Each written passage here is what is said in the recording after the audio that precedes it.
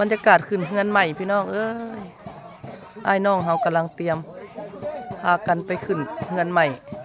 ลูกสาวของเฮียเดือนแสงสุริศักดิ์เนาะ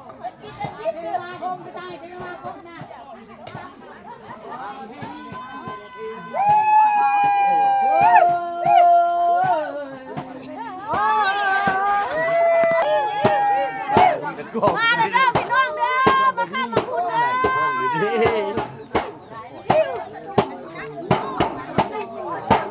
ไม่ไหลไม่บังลานนักหน่อยมาเลยเด้อพี่น้องเอ้ยมาข้ามมาพูดเด้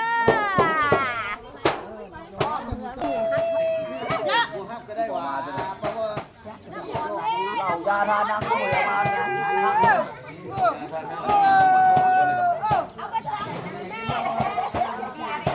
เท่ากับก้อกับก้อยกับมานะโอ้มาขึ้นเฮือนใหม่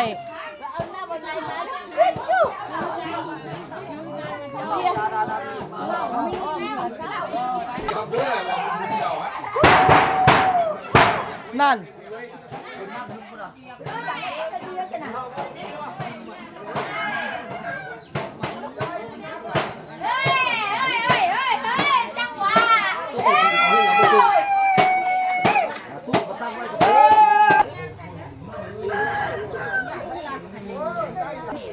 ผู้แบกบักกล้วยเครือนึงนี่กะเนาะเต็มเทียนแล้วก็ไปชาติแล้วทุกคนผมชาติเต็มตัวแล้วล่ะเห็ดคือเห็ดเคยนี่นะต้องย่างอ้อมเฮือน3 รอบเด้อพี่น้องเด้อ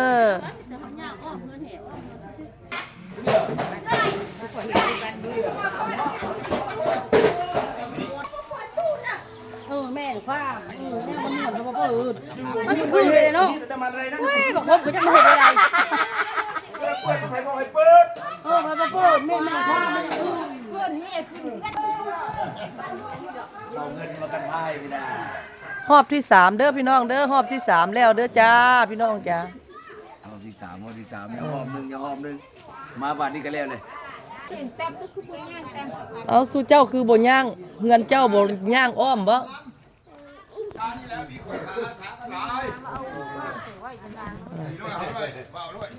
มีอร่อยอะไรมันทำอ่ะไปเลยวัวควายไปเขาก็มาบ่สร้างมาวัวควายมาหมดอย่างน้อยมั้ยตาจิไปใส่มาใส่นอนใส่นอนนี่แหละโอ้นอนก็ดีแล้วอยู่นี่มันก็มีเม็ดตลาดแป้นเงินจบเงินงามเงินคำเงินกูได้นี่ไหนไอ้ในห้อยมาก็ดีละเงินเต้ากองของเต้ามึงจะได้พวกเต้ากำได้มาก็ดีแล้วมันละ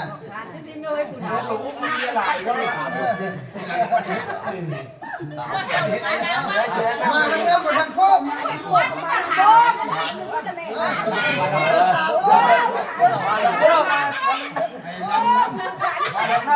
ลำได้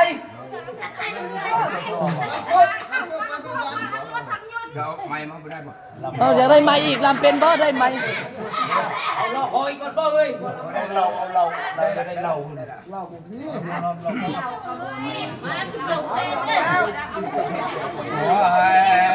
ฝ่าไว้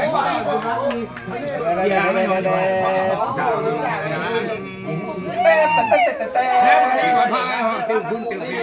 เอามาดูสีนี่เนี่ยห้างวัว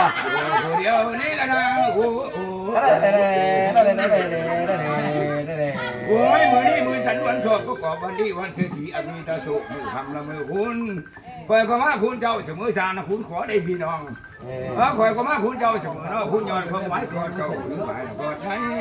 เดี๋ยวนี้คอยก็หมายสมเจ้าเสมอหมายสมรอดคุณก็หมายก่อเจ้าจุนเท่าชัวสีวัง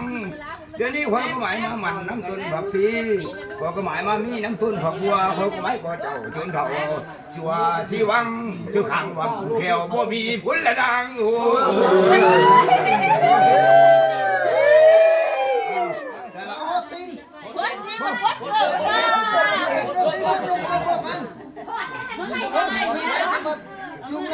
เมียใหม่จูก็ได้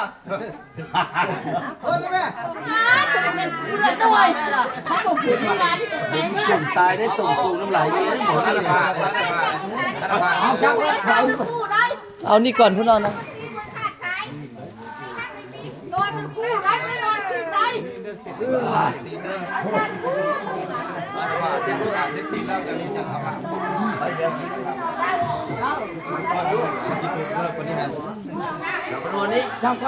นี่เจ้าของเงิน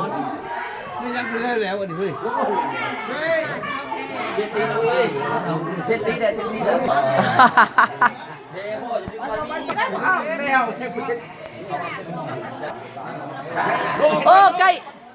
กล้สิได้วางแล้วนะบักพร้าวก็บักกล้วยนี่เนาะ มันมัดไม่ได้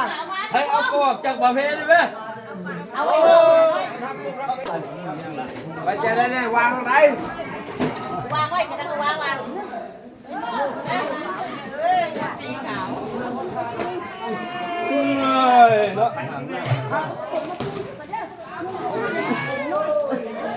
เดียวเลย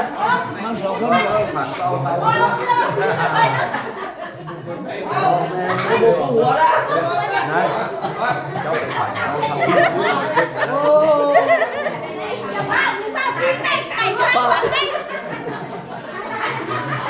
เวียนเอา